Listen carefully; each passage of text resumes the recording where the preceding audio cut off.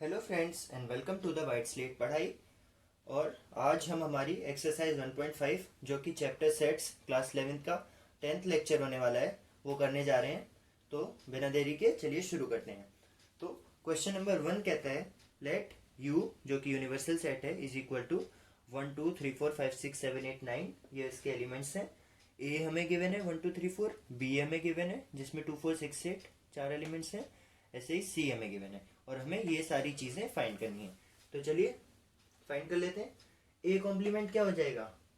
A complement will be U minus A, मतलब universal set के वो सारे एलिमेंट्स जो ए में नहीं है। तो एक बार क्विकली देख लेते हैं ए में है कौन से। 1 2 3 और 4 ए में है। 1 2 3 और 4 ए में है, मतलब कि 5 6 7 8 9 ए में नहीं है।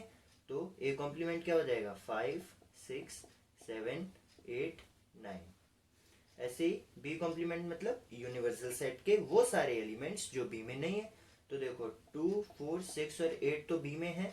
तो फिर कौन कौन से नहीं है? 1 नहीं है, 3 नहीं है, 5 नहीं है, 7 नहीं है और 9 नहीं है। तो बी कॉम्प्लीमेंट ही हो जाएगा। A union C complement. अभी देखो ये निकालने के लिए मैं क्या करूं, पहले मैं ए यूनियन सी निकालूं, मतलब ए यूनियन सी, फिर उसका कॉम्प्लीमेंट लूं। तो उससे अच्छा मैं क्या करूंगा, मैंने पिछले वीडियो में आपको डी मॉर्गन्स लॉ पढ़ाया। तो डी मॉर्गन्स लॉ क्या कहता है? A union C complement is equal to A complement intersection with C complement. यहाँ यूनियन है तो यहाँ इंटरसेक्शन आ जाएगा, यहाँ इंटरसेक्शन होता तो यहाँ यूनियन आ जाता। अभी देखो ए कॉम्प्लीमेंट में निकाल चुका हूँ 5 6 7 8 9। सी कॉम्प्लीमेंट में निकाल लूंगा। देखो सी कॉम्प्लीमेंट क्या है? वो सारे एलिमेंट्स यूनिवर्सल सेट के जो सी में नहीं है। तो 3 4 5 और 6 तो सी में है, मतलब कि 1 2 7 8 और 9 ये सी में नहीं है, तो ये सी कॉम्प्लीमेंट हो गया। अभी मुझे निकालना है ए कॉम्प्लीमेंट का इंटरसेक्शन सी कॉम्प्लीमेंट के साथ, मतलब इस ए कॉम्प्लीमेंट और इस सी कॉम्प्लीमेंट में जो एलिमेंट्स कॉमन है जो दोनों में है। तो देख लेते हैं कौन कौन से दोनों में है। 1 दोनों में है नहीं, 2 है नहीं, 7 है हाँ 7 है, 8 है हाँ 8 भी है और 9 भी है। So this will be 7 8 and 9। ऐसे ही ए यूनियन बी को कॉम्प्लीमेंट क्या हो जाएगा? ए कॉम्प्लीमेंट का intersection with B complement. A complement निकाल चुका हूँ, बी निकाल चुका हूँ। इनका इंटरसेक्शन क्या होगा? जो दोनों में कॉमन है। 1 कॉमन है नहीं, 3 है नहीं, 5 है हाँ 5 दोनों में है, 7 भी दोनों में और 9 भी दोनों में। तो 5 7 और 9 आ जाएगा इसका आंसर। ए कॉम्प्लीमेंट का कॉम्प्लीमेंट, ये मैंने आपको बताया था किसी चीज के कॉम्प्लीमेंट का कॉम्प्लीमेंट। तो इसे हम लोग कौन सी लॉ बोलते हैं? डबल कॉम्प्लीटेशन। तो ए कॉम्प्लीमेंट का कॉम्प्लीटेशन कॉम्प्लीमेंट ए के बराबर होता है। और ए हमें क्या गिवन है? 1 2 3 4, यही गिवन है ना। बी माइनस सी का कॉम्प्लीमेंट, तो सबसे पहले तो बी माइनस सी निकालेंगे। बी माइनस सी क्या होता है? बी के वो सारे एलिमेंट्स जो सी में नहीं है। तो देख लेते हैं कौन कौन से। 3 4 5 और 6 तो सी में है। तो 3 तो खैर इसमें है ही नहीं और 5 भी इसमें है ही नहीं, मतलब कि 4 और 6 जो है वो बी में है। बी के वो एलिमेंट्स हम माइनस कर देंगे इसमें से 4 और 6, तो क्या बचेगा हमारे पास? 2 और 8। दोबारा बोलता हूँ, बी के वो सारे एलिमेंट्स जो सी में नहीं है, मतलब हम लोग बी के वो सारे एलिमेंट्स माइनस कर देंगे जो सी में भी हैं। तो सी में कौन कौन से एलिमेंट्स बी के वो हैं जो सी में भी हैं? 4 और 6, 4 और 6 सी में भी हैं, तो वो हम इसमें से माइनस कर देंगे। तो बी माइनस सी आया 2,8। अब इसका कॉम्प्लीमेंट लेना है। कॉम्प्लीमेंट हमेशा किसके रिस्पेक्ट में लिया जाता है? यूनिवर्सल सेट के। तो 2,8 हम यूनिवर्सल सेट में से हटा देंगे, तो हमारे पास क्या बचेगा? बी माइनस सी का कॉम्प्लीमेंट, बी माइनस सी का whole complement is equal to 2 और 8 इसमें से हटा देंगे यूनिवर्सल में से, तो 1 3 4 5 6 7 और 9। ये हो गया बी माइनस सी का complement. Okay, let U be A B C D E F G H, find the complements of the following sets. अभी इन सेट के कॉम्प्लीमेंट फाइंड करने हैं, बड़े इजी है। ए कॉम्प्लीमेंट क्या आ जाएगा? यूनिवर्सल सेट के वो सारे एलिमेंट्स जो ए में नहीं है। तो ए बी और सी, ए बी और सी, ए बी और सी ये वाले ये तो ए में है, मतलब कि D E F G H A में नहीं है। तो यहाँ पे आ जाएगा डी ई एफ जी और एच। ऐसे ही बी कॉम्प्लीमेंट यूनिवर्सल सेट के वो सारे एलिमेंट्स जो बी में नहीं है। तो डी ई एफ और जी तो बी में है, डी ई एफ और जी तो है बी में, तो ए बी सी और ये एच ये नहीं है बी में, ए बी सी और एच नहीं है, तो ये हो जाएगा बी कॉम्प्लीमेंट। ऐसे ही सी कॉम्प्लीमेंट ए सी ई और जी तो है इसमें, तो ए सी ई और जी तो है, फिर नहीं कौन कौन से हैं, बी डी एफ और एच, बी डी एफ और एच, ये था सी कॉम्प्लीमेंट। अभी D complement, D complement F G H और ए, डी कॉम्प्लीमेंट मतलब यूनिवर्सल सेट के वो सारे एलिमेंट्स जो डी में नहीं है, एफ जी एच और ए तो हैं, एफ जी एच और ए तो हैं, बी सी डी ई नहीं है, तो बी सी डी और ई, ये हो जाएगा हमारा डी कॉम्प्लीमेंट। ओके, तो अभी यहाँ पर क्वेश्चन नंबर 3 लिखा हुआ है, taking the set of natural numbers is the universal set, write down the complements of the following sets. तो यूनिवर्सल सेट हमें नेचुरल नंबर्स को मानना है और इन सब चीज़ों का कॉम्प्लीमेंट निकालना है। तो x where x is an even natural number, ये हमें सेट बिल्डर फॉर्म में गिवन है, x where x is an even natural number. तो देखो नेचुरल नंबर दो टाइप के हो सकते हैं, इवन या ऑड, और हमें यहाँ पर गिवन है इवन नेचुरल नंबर, तो इसका कॉम्प्लीमेंट क्या हो जाएगा, इसका कॉम्प्लीमेंट हो जाएगा x वेयर, अगर देखो सेट बिल्डर फॉर्म में गिवन है तो आंसर भी सेट बिल्डर फॉर्म में लिखना, x where x is an odd natural number, ये इसका आंसर हो गया। x where x is an odd natural number, अब अगले में ऑड पूछ लिया तो इसका क्या हो जाएगा, x where x is an जल्दी बताओ, even natural number, right. Odd बोल रहे थे क्या, x where x is a positive multiple of 3, तो ये देखो कॉम्प्लीमेंट निकालना है जब हमें सेट बिल्डर फॉर्म में, बड़ा सिंपल है जब सेट बिल्डर फॉर्म में गिवन हो, x where x is a positive multiple of 3, ये हमें गिवन है तो नेगेटिव लिख दो सी स्टेटमेंट का, is a positive multiple of 3, तो कॉम्प्लीमेंट लिखते time is not a positive multiple of 3 लिख देंगे, x where x is not a multiple of 3, simple. x where x is a prime number, तो x where x is not a prime number.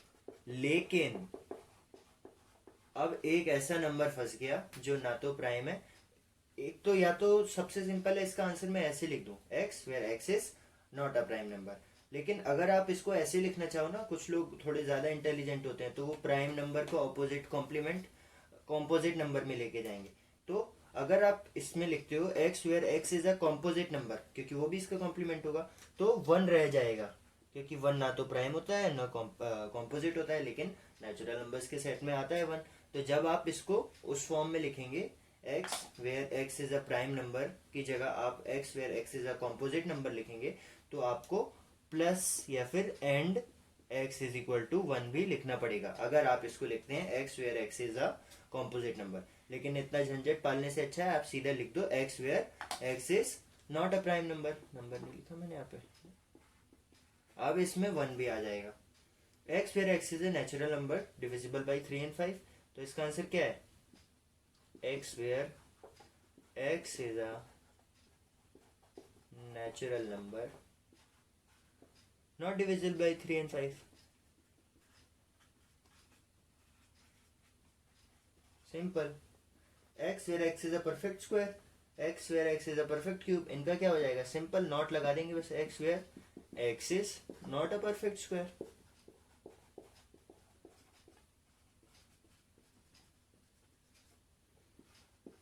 x where x is not a perfect cube,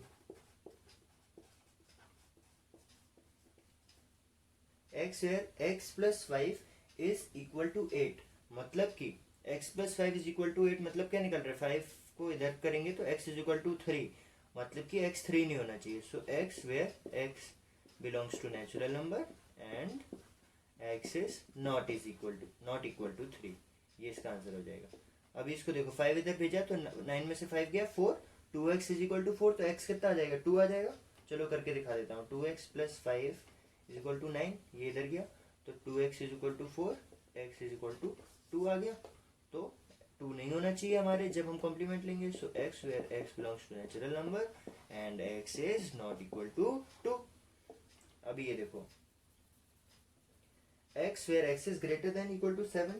सो आप लिख देंगे x where x belongs to natural number and x is less than 7. अब आप कहोगे less than equal to लिखो, लेकिन less than equal to नहीं लिखेंगे. क्यों? क्योंकि x 7 या उससे बड़ा है, तो जब कॉम्प्लीमेंट लेंगे तो 6 या उससे छोटा होगा, 7 या उससे छोटा नहीं, क्योंकि 7 तो हमारे इस नेचुरल सेट में ही है. उसका कॉम्प्लीमेंट लेते टाइम हमें 7 भी हटाना पड़ेगा. अभी अगला देखो x where x is a natural number and 2x plus 1 is greater than 10. 2x plus 1 is greater than 10. तो 2x will be greater than 1 इधर गया 9. x इज ग्रेटर देन 9/2 और 9/2 कितना होता है 4.5. x जो है वो 4.5 से बड़ा है, मतलब 5 और उसके आगे के सारे नंबर.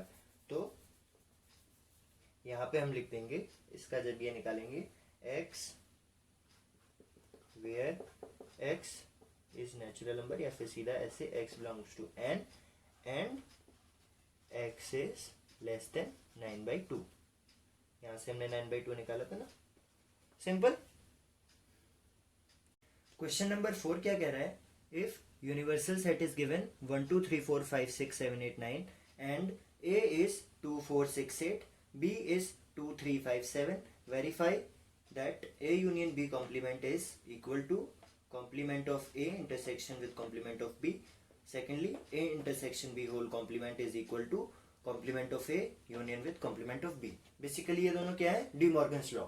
तो हमें यहाँ पे एक क्वेश्चन, एक सैंपल फिगर सैंपल सेट्स दे दिए हैं और हमें इनके लिए डी मॉर्गन्स लॉ वेरीफाई करनी है. ये बहुत कॉमन क्वेश्चन है और आपको एग्जाम में भी देखने को मिल जाता है आमतौर पे. तो सबसे पहले जब भी हमें करना होगा तो हम a और b का कॉम्प्लीमेंट निकाल लेंगे. तो देखो a कॉम्प्लीमेंट क्या है? यूनिवर्सल सेट के वो सारे एलिमेंट्स जो a में नहीं है. तो आप देखो a में हैं कौन कौन से? 2 4 6 और 8 a में है. 2 4 6 और 8 a में है. तो इसके अलावा वाले मतलब कि 1 3 5 7 और 9 a में नहीं है. तो ये हो गया a complement.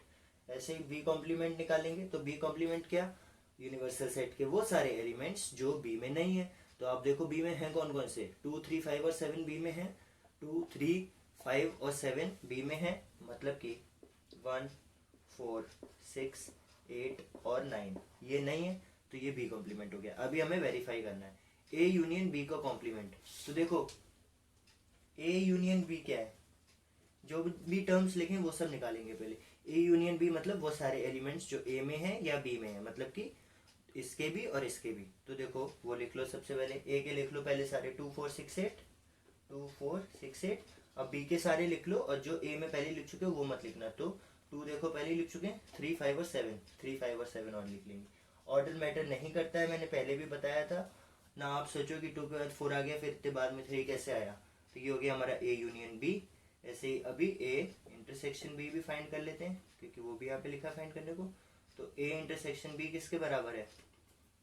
a intersection b मतलब कि a और b के सारे कॉमन एलिमेंट्स. तो a और b में अभी हमने देखा था सिर्फ एक एलिमेंट कॉमन था, वो क्या था? 2. ठीक है.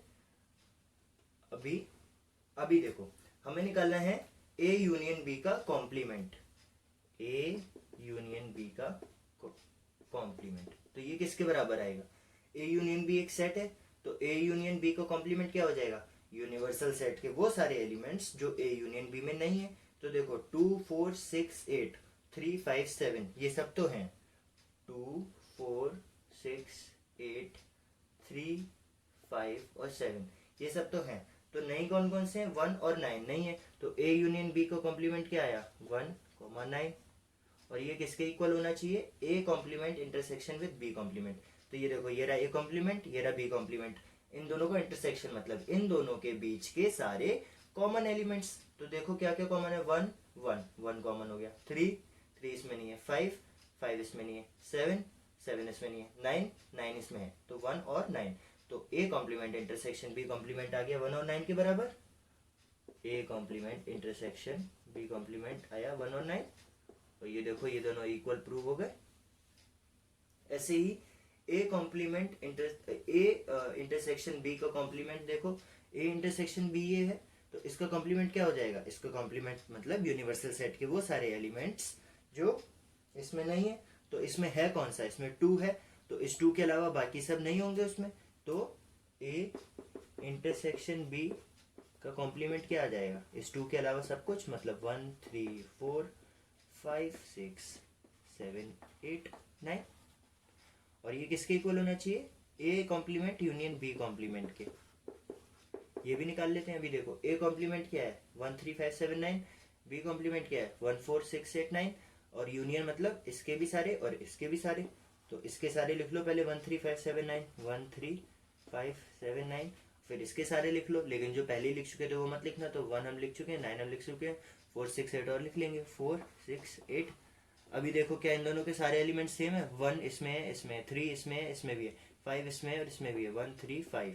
7 देखो इसमें है और इसमें भी है, 9 देखो इसमें है और इसमें भी है, 4 देखो इसमें है और इसमें भी है, 6 देखो इसमें है और इसमें भी है, 8 देखो इसमें है और इसमें भी है। और देखो इसके सारे एलिमेंट कवर हो गए, इसके भी सारे, मतलब इन दोनों के सारे एलिमेंट सेम है। तो अभी देखो ये दोनों भी इक्वल प्रूव हो गए।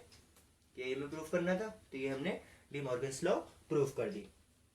अभी नेक्स्ट क्वेश्चन क्या बोल रहा है, ड्रॉ एप्रोप्रिएट, ये थोड़ा सा इरेज हो गया, draw appropriate Venn diagram for each of the following.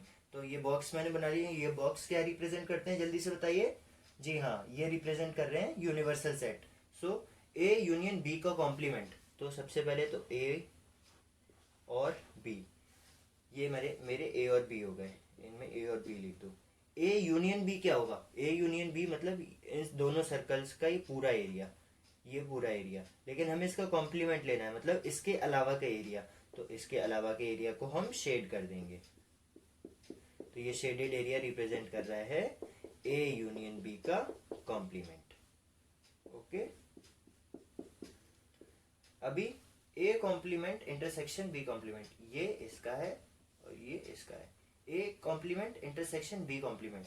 तो एक बार मैं इसको यहाँ पे पहले एक रफ में आपको दिखाता हूँ। ये ए है, ये बी है। ए कॉम्प्लीमेंट मतलब इस ए के बाहर का पूरा एरिया, मतलब ये वाला एरिया। ये ए है, ए कॉम्प्लीमेंट है। ऐसे ही बी कॉम्प्लीमेंट अगर बनाना हो, चलो इसी में बनाते हैं, नहीं तो अलग अलग से कंफ्यूजन होगी। बी कॉम्प्लीमेंट मतलब ये हमारा बी है, इसके बाहर का पूरा एरिया। तो ये बी कॉम्प्लीमेंट हो गया।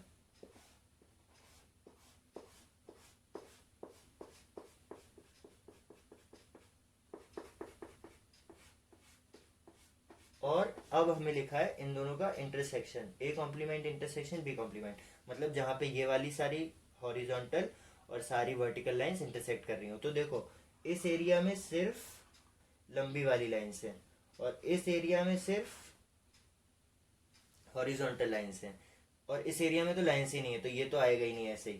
तो बचा हुआ पूरा एरिया क्या हो जाएगा, वो एरिया जिसमें जो ए इंटरसेक्शन ए कॉम्प्लीमेंट का इंटरसेक्शन बी कॉम्प्लीमेंट रिप्रेजेंट कर रहा है, तो वो हो जाएगा।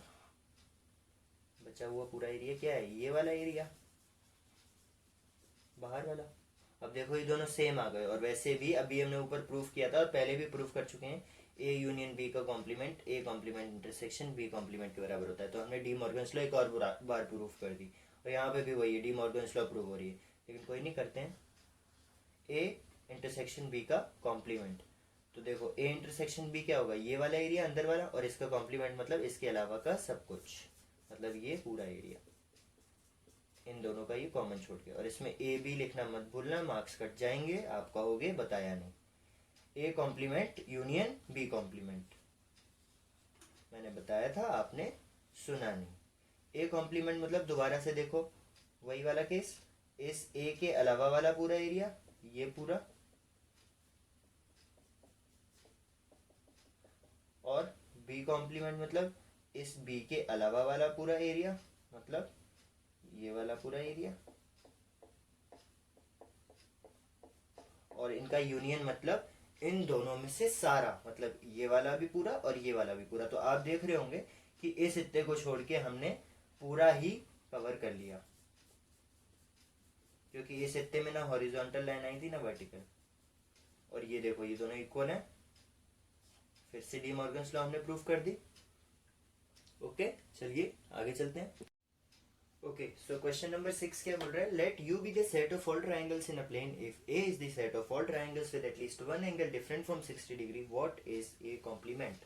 मतलब कि अगर यूनिवर्सल सेट है, set of triangles in a plane, और ए एक ऐसा सेट ऑफ ट्राइंगल्स है जिसका एटलीस्ट एक एंगल 60 डिग्री से के अलावा कुछ और है, मतलब कि यहाँ पे 3 अलग अलग केस मान के चल सकते हैं, एटलीस्ट एक एंगल 60 डिग्री के अलावा कुछ है, मतलब कि हो सकता है एक एंगल 60 डिग्री के अलावा है, एज इन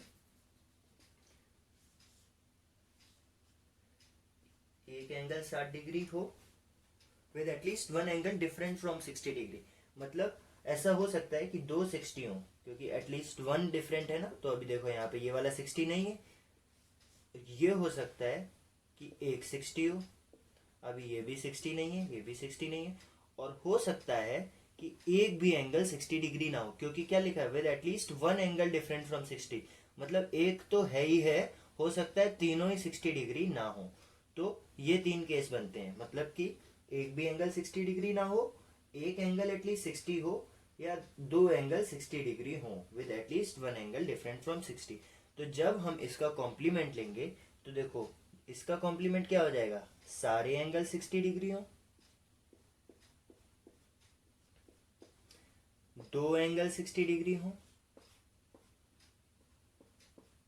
और इसका भी दो एंगल 60 डिग्री हो। यही होगा, कैसे देखो, with at least one angle different from 60, मतलब कम से कम एक एंगल तो 60 डिग्री के 60 डिग्री नहीं है। तो जब इसका कॉम्प्लीमेंट लेंगे तो क्या हो जाएगा कि कम से कम दो एंगल तो 60 डिग्री हो। इसका कॉम्प्लीमेंट तो यही होगा ना कि कम से कम दो एंगल तो 60 डिग्री हो। और आप जानते हैं कि कभी भी किसी ट्रायंगल के अगर दो एंगल 60 डिग्री हो जाएं तो तीसरा एंगल क्या होगा, तीसरा एंगल भी 60 डिग्री ही होगा, क्योंकि sum of internal angles of a triangle is 180। अब ये दोनों 60 प्लस 60 120 है, तो 180 माइनस 120 कितना हो जाएगा 60, मतलब तीसरा भी हमेशा 60 डिग्री ही होगा। दोबारा रिपीट करता हूँ, सेंटेंस से समझने की कोशिश कीजिए। With at least one angle different from 60, मतलब कि एक एंगल एटलीस्ट 60 के अलावा है। तो जब इसका कॉम्प्लीमेंट लेंगे तो क्या होगा, एटलीस्ट दो एंगल 60 हो, ठीक है। तो तीनों 60 हो गए, तो ये कौन सा ट्रायंगल हो गया, सेट ऑफ इक्विलेटरल ट्रायंगल। तो ए कॉम्प्लीमेंट किसके बराबर आ जाएगा, सेट ऑफ इक्विलेटरल ट्रायंगल्स।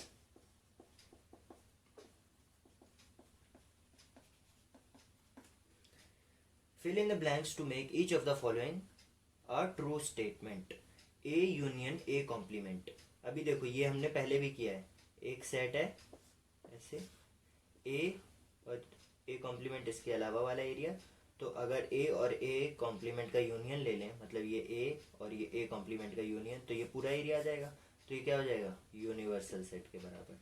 ऐसे ही फाई कॉम्प्लीमेंट का इंटरसेक्शन ए के साथ। फाई कॉम्प्लीमेंट क्या होता है, हमने पहले भी पढ़ा था, यूनिवर्सल सेट होता है, और यूनिवर्सल सेट का किसी भी सेट के साथ इंटरसेक्शन हमेशा हमें वही सेट दे देता है, ये वाला सेट। ये भी हम पहले पढ़ चुके हैं, अगर आपने अभी तक पहले की वीडियोस नहीं देखी हैं तो पहले वो वाली वीडियोस भी देखिए, सब कुछ बहुत हम लोग दो दो तीन तीन बार पढ़ चुके हैं। ए इंटरसेक्शन ए कॉम्प्लीमेंट, इसको भी डायग्राम से देख लेते हैं। ए और ये ए कॉम्प्लीमेंट, तो दोनों में कॉमन एरिया क्या है, अगर ये है ए तो ये ए कॉम्प्लीमेंट है। अभी देखो इस पूरे में शेडेड में और इस सर्कल में कुछ कॉमन एरिया है नहीं है, तो ये फाई हो जाएगा, ये भी हम पहले देख चुके हैं। यूनिवर्सल सेट का कॉम्प्लीमेंट क्या होता है, फाई, ये भी हमने अभी पिछले वीडियो में ही किया था। इसका इंटरसेक्शन ए, फाई का किसी के भी साथ इंटरसेक्शन हमेशा फाई देता है, ये भी हम पढ़ चुके हैं जब हम वेन डायग्राम्स में ऑपरेशन पढ़ रहे थे, इंटरसेक्शन वाला ऑपरेशन पढ़ रहे थे। तो इस वीडियो में बस इतना ही, एक्सरसाइज 1.5 तक हम लोग कवर कर चुके हैं और थ्योरेटिकल पार्ट हम लोग सारा कवर कर चुके हैं। अगली वीडियो में हम लोग करेंगे practical problems on union and intersection of two sets, मतलब कि अच्छे अच्छे लेवल के क्वेश्चन आने वाले हैं अभी। तो अभी हम लोग प्रैक्टिकल प्रॉब्लम्स करेंगे, फिर एक्सरसाइज 1.5 तो ये थी, 1.6 करेंगे, उसके बाद मिसलेनियस एग्जाम्पल्स एंड एक्सरसाइज, और लास्ट में सबसे हार्ड लेवल पे लेके जाएंगे जो हमने बिल्कुल इजी लेवल से शुरू किया था, और हम लोग कवर करेंगे एनसीईआरटी एग्जाम्पलर प्रॉब्लम सॉल्यूशंस, जो कि आपके जेई मेंस के लेवल के भी क्वेश्चन होते हैं उसमें, और आपके स्कूल एग्जाम्स में भी आ जाते हैं। तो वीडियो अच्छी लगी हो और चीज़ें समझ आई हो तो लाइक कीजिएगा, कोई भी डाउट रह गया हो तो कमेंट सेक्शन में पोस्ट करिए और अपने फ्रेंड्स के साथ शेयर करिए। और अगर अभी तक आपने वाइट स्लेट पढ़ाई चैनल को सब्सक्राइब नहीं किया है तो किस चीज़ का इंतज़ार कर रहे हो, कर लो जल्दी से सब्सक्राइब। Thank you.